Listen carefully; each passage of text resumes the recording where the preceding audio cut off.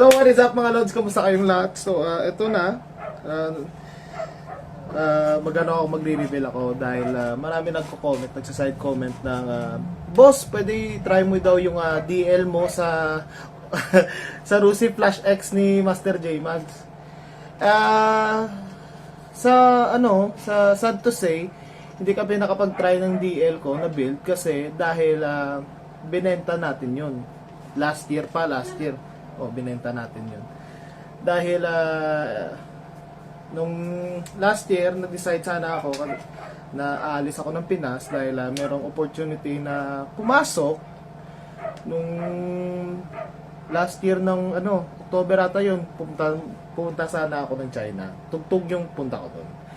Dahil nga musikero ako, so nag-decide na ako i-give up ko na yung pagbablog.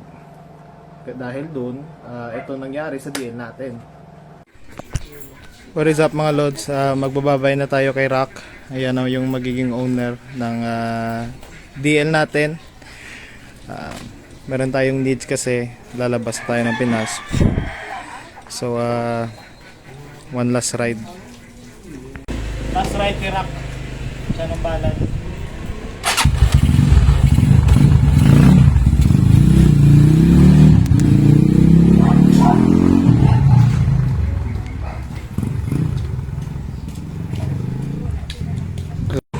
Bye-bye, Rock.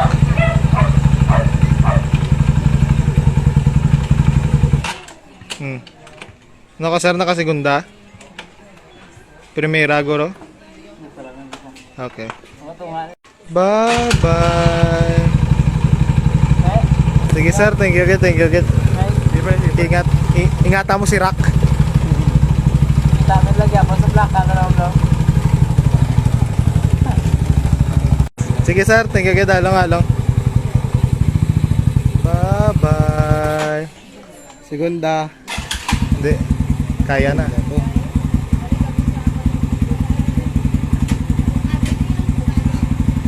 Bye-bye.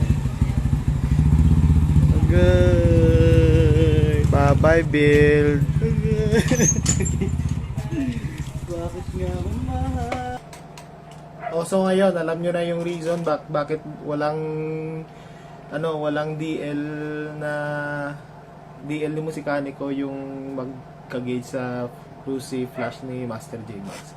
So siguro soon magbi-build na lang po ako ulit or hintayin ko na lang yung tingin nyo, ano ba yung magandang ibilin kay Rusi? Yung Flame ba? Dahil naka Flash X naman si Master. Bilhin natin kaya yung Flame. Tingnan nyo, mag-comment kayo. Basta China bikes pa rin tayo.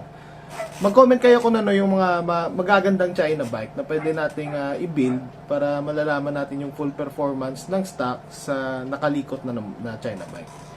Pero medyo pass muna tayo sa sa push rod. Gusto ko kasi yung mga timing chain eh. Pag meron kayang China bike na timing chain, yung mga 150cc below, comment nyo nga dito kung yung mga magaganda. See you soon mga lods. Kita-kita tayo ulit. Flame, bobo! Flame, kakagaya lang ng mo nun. Flash X mo dun. Ano ba yung China bike na hinahabol? China bike. Pero tingin nyo, gusto ko kaya mag-build ng Euro. Yung Viperman. Ano tingin nyo? Comment nga kayo dyan. Ingat kayo mga lods.